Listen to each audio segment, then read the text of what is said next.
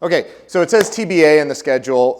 It took me a while to figure out what exactly I wanted to talk about, as well as iterate on the title itself. Where I landed was Protect 2020 and After Action Report. So what you're going to get in the next 20 minutes is my perspective, my view of what happened in the run-up to, I have to stay at the lectern, my perspective on the run-up to the 2020 election, some of the things that transpired, and kind of some of the aftermath. This is not a literature review. This is not an academic study. There's no quantitative, there are a few statistics in it. This is my perspective. These are some of the things that I saw kind of from the inside out. And following the traditional FEMA incident after action report, we're going to walk through 5 steps. So what was supposed to happen, what actually happened, what went right, what went wrong, and how we need to improve. Again, not a literature review, not an academic study. This is my perspective. There are a few people in the room and probably watching online that were key partners in here. Bob Lord's around here somewhere. I saw him. There he is. And Cameron Dixon from CISA, who's on the committee as well. There were a number of people. This was not the Chris Krebs show. This was not the CISA show. This was literally tens of thousands, if not hundreds of thousands of individuals across the country that participated in this effort. This is just one person's perspective. All right. So what was supposed to happen? The 59th quadrennial presidential election. It was also all House of Representatives members of Congress, as well as the Class 2 cohort of the Senate, so 33. Every 6 years, or every, 2 years, we cycle through 33 members of the Senate. And so that was the playing field. There's no question that the stakes, though, from a political perspective, this was going to be one of the most highly anticipated elections in quite some time. More importantly, from at least where I stood from a security perspective, this was going to be one of the most anticipated from a threat landscape. What does that do to? That was the 2016 interference by the Russians in the U.S. presidential election, the 2017 intelligence community assessment released by Director James Clapper lays out the 3 avenues of attack that the Russians undertook to interfere in the 2016 election. The first was technical attacks on election infrastructure. The second was a hack and leak campaign against Hillary Clinton's campaign in the DNC. And the third was this broader, more sustained and nefarious, insidious, whatever you want to call it, disinformation operation. This information operations the Russians are incredibly proficient at and continue to do to this day. And I'm sure a lot of us are also thinking about what's happening in Ukraine with the Russian buildup on the border. But information operations and disinfo will be a key part of whatever transpires there, whether they go kinetic or hot or not. This is just part of what they do. Multiple forms of voting. Not just in person on November 3rd, but early voting in person, mail-in voting, and that's where a lot of ultimately the confusion and disinformation operations played out across that space. And as I mentioned, based on 2016, there was an incredible amount of anticipation and scrutiny from the media, from the Congress, from the American public, as well as there was a significant amount of anticipation that the adversary would come back. And not just that the Russians would come back and play ball, but that they had put out a playbook and that we would see other countries and other state actors get into the game. That we may see China, we may see Iran, we may see North Korea, Venezuela, I could go on. There was an incredible amount of anticipation, expectation, and tension within the interagency community. So to combat that, working with the U.S. Congress, state and local election officials, there was a significant amount of funding, hundreds of millions of dollars that went into modernizing election systems and improving the processes by which elections were conducted. So what actually happened? Well, about this time 2 years ago, COVID. COVID had a dramatic effect on the administration of the 2020 election, not just the general, but also the primaries. So you saw a number of primaries were delayed. Some of them flipped over to mail-in. But you also saw the way the process by which you would show up to the polls were changing. So there were there were long lines in many different jurisdictions because 6 feet spacing, disinfecting machines and touch screens, swapping out literal one-time use pins, baffles, things like that. There was a lot of friction introduced into the process. And so there had to be adjustments throughout. Notably, though, due to that federal funding, the resilience, the verifiability, the auditability of the 2020 election changed dramatically, improved dramatically. So according to the Center for Election Innovation and Research, in 2016, about 80% of votes cast in the US election had a paper ballot associated with it. And just like anything else in IT, if we want to really get to root cause, we want to be able to audit, that's what that paper ballot allows you to do, is audit. So there was a shift, both from investment as well as COVID, that went from 80% to about 95% of the ballots cast. So we had entire states, we had Georgia and Pennsylvania notably switch from direct recording equipment machines, kind of black hat, or of rather DEFCON voting village fame, where you just touch a screen and the vote's stored down on, you probably did this in the last Enigma, but stored down on removable media. So we swapped those out for ballot marking devices that issued a paper ballot. There's some contention on whether those the security of those devices, but nonetheless, we had paper records. Georgia went back and counted 3 different times. In fact, you had New Jersey as well, who completely chopped over from those DREs to absentee ballots statewide. So this was a significant improvement. Now, that's on the administration side. So what happened on the bad actor side? Iran was actually the most active from a disinformation and from a technical perspective. October 21st, 22nd, you may recall that some emails were sent to voters in Florida and elsewhere claiming to be the Proud Boys, saying, hey, we know who you registered for, to vote for, and if you don't change your registration, and if you don't vote for the current president, we're going to come after you. So this was an intimidation operation, and we were able to attribute that back to the Iranians in very short order. That was the foreign actors. We also had domestic actors. So we may remember the Kraken. The Kraken was the name that Sidney Powell, one of the former president's attorneys, put on her overarching operation to claim that there was foreign interference in the election, that there was a dead Venezuelan dictator from the grave, Hugo Chavez, reaching into systems, tabulators, and changing votes, weighting votes differently for different candidates and flipping votes at night. I want to point back to the verifiability of the paper ballots and the concept of software independence in elections, where a piece of software or hardware cannot be a single point of failure. So Georgia counted, again, 3 times. Each time the vote was consistent with the prior. All of this leads up to January 6th. We all know what happened in Washington, D.C. and the Capitol, and we've seen the aftermath. So that's the context. This was an escalation starting the summer before with an anticipation of a rigged election that ran through November 3rd, through January 6th, and it continues to this day. So what went right?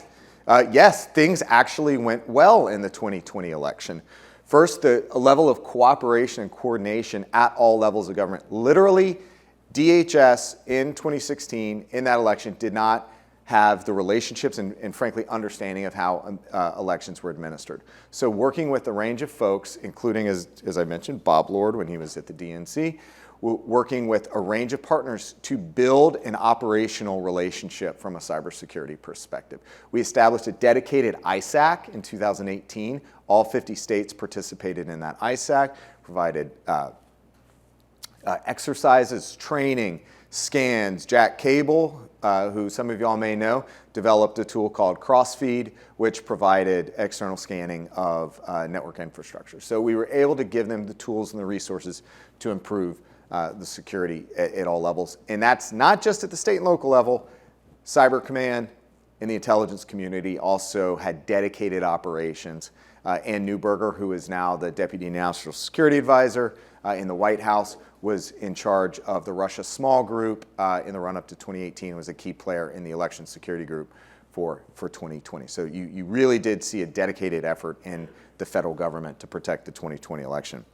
Also, we saw lessons learned from the primaries applied towards the general election. and an improvement in the efficacy of their processes. So you heard a lot about lines in the generals, or I'm sorry, in the primaries. By the time you got to the general election, the lines had dissipated for the most part in most states, including Georgia, which is the one that got most of the attention. The platforms, social media platforms, they don't get a lot of credit, but they actually do deserve some credit for dedicating resources, building massive teams to address particularly the foreign interference piece. But they did have, in general, a number of different policies in place for election-related disinformation. It wasn't always 100% effective, as we'll talk about in a second. Already talked about the ballots, but that key point of the verifiability and auditability gave us the confidence across the election administration space in the federal government and the state and locals, where we did in fact know that this was a secure election, that they went back and they counted. We knew the resources that we'd stacked against it, and we knew the activity we saw across the various jurisdictions to lead to that conclusion. Media coverage. Media had a much more disciplined approach to disinformation that was provided than in the 2016 election, and we didn't see as much of the crazy reporting. Talked about Iran, the disinformation attribution mechanisms that we put in place, 27 hours from the first detection of those Proud Boy emails to publicly calling out Iran. 27 hours. That typically took months previous to that. Again, it shows when you put a dedicated effort against a problem set, you can move very, very quickly and with a great deal of lethality. And then lastly, you have to talk about the academic and the state level partnerships. So Stanford Internet Observatory, University of Washington, Center for Informed Public, and the Election Integrity Partnership. It was a key partner in identifying disinformation themes and providing both debunking and pre-bunking, which then flowed into the rumor control platform that we established at CISA right around the time of the Iranian effort. And then lastly, same sort of thing, trusted information, getting more information out there from state and locals as the authoritative source. So what went wrong? Well, a symmetry of disinformation, the flood of lies. It got to the point where we as defenders, because it takes time to establish the case, we were overwhelmed. We were simply overwhelmed by social media. We were overwhelmed by traditional news outlets that in some cases were promoting information from elites, from influencers. It simply doesn't match, right? When you've got someone like me that had 10,000 followers on Twitter and the former president who was promoting some of the theories that had close to 80 million, I'm bringing a butter knife to a howitzer fight. Lack of general understanding of elections and the changes that happened through the 2020 election, that was the most fertile ground ultimately for disinformation. Most of you have probably heard about Sharpiegate. So Sharpiegate was in Arizona where voters were issued ballots and with Sharpies, and the Sharpies did in fact bleed through, but on the other side of the ballot there was no readable or scannable section. And yet, when the voters went home and they talked about it, it built up into a bigger narrative, which then leads me to one of I think the more important analysis and research pieces out of the last year or so. Kate Starbird from University of Washington, who I had the pleasure to work with on the Aspen Institute's Commission on Information Disorder, talked about participatory disinformation, where there are three groups of agents. We have the elites, the influencers, in the audience. So the elites had been establishing the case for months, if not years, that it would be in fact a rigged election. And if you don't understand how anything works, everything looks like conspiracy or conspiracy theory. So when the audience saw things as they went out and voted, like Sharpiegate, they would start bubbling that up. And then you have the blue check marks and influencers who grab onto those conspiracy theories and then amplify. And that all then gets further agitated by the elites. And so there's a model that has now led, I think, to where we are, where we've lost control of the ability to control some of the disinformation theories because of that virtuous and vicious cycle. Part of that was also some A/B testing. I think if you go back and you look at the 2020 election and the most pernicious disinformation themes, it was not the foreign interference. It was not the fantastical and fanciful dead Venezuelan dictators or Chinese hackers coming in through thermostats. If you think about the PCAPs that were claimed by Mike Lindell at his cyber symposium that were thoroughly debunked by the likes of Rob Graham and even Josh Merritt, those didn't catch on because they were too technically hard to understand, and the elites could not promote them. The disinformation themes, where there's a rigged game, where there's fraud, those were more successful. So my take going forward in that 2020 A/B testing, what you'll see in 24 and beyond is more domestic-focused disinformation rather than the foreign disinformation piece. And that is where we landed ultimately with 2020.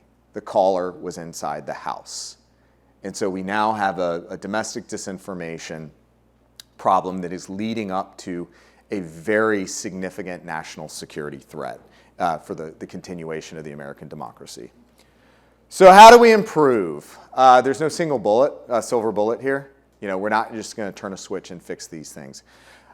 First and foremost, we have to continue to invest in American elections. We have to give election administrators the resources to continue to modernize systems, to increase auditability, and as well as the actual auditing of elections, post-election pre-certification, not a year and a half after by, on at least paper unqualified auditors.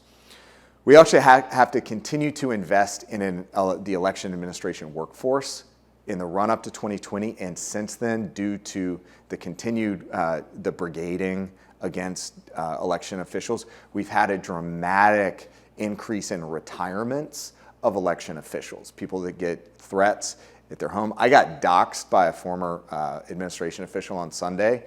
My Gmail is a mess right now. So this just happened to me. It's happening to thousands and thousands of election officials across the country. Al Schmidt, a Republican in Philadelphia, retired, and he had people come to his house. You hear about Jocelyn Benson with armed people showing up at her house with her kids at home up in Michigan. So this is a significant problem, and we need to bolster this workforce, give them the resources to protect themselves, and law enforcement needs to take these threats seriously. The other way I think we got to move forward is we have to improve the understanding of how our elections work. I think the average voter thinks that however they vote, whether they drop it in the mail or in a drop-off box, or they vote on election day, they think that's it. And they turn on the TV, and their news channel of choice reports out the outcome that evening. That is not how elections work. There are months of preparation. November 3rd was the last day to vote. It wasn't necessarily election day. It was the last day to vote. There were plenty of opportunities before. What happens after election day? Canvassing, auditing, the certification process leading up to the December safe harbor that then leads up to the seating of the Electoral College in January. We have to improve civic engagement with American elections. Part of that, we also need the U.S. government to take disinformation, particularly as it relates to democracy, public health, and marginalized communities. Take it seriously. We need a strategic federal approach. Plenty of other governments, Canada, Australia, Norway, France, among others, have established disinformation-focused operations. I'm not saying that the federal government is the arbiter of truth. The federal government needs to understand, though, that disinformation is a threat to democracy. Some of the other things we reviewed in the Aspen Institute include accountability norms, where whether it's lawyers, doctors, business leaders who continue to rate out by Edelman and others as the most trusted voices in America, they need to engage in the national conversation on what's acceptable. And then platforms. They've improved, but we still need improved transparency. I'm not going to wade into the Section 230 conversation in my remaining 11 seconds. But the last piece here is we got to make a decision. Do we want to continue to be a democracy? It takes work. It takes effort. It takes time. It takes commitment. It takes everyone in this room to also be a part of the conversation. So with that, got a few minutes here, I think, for some questions.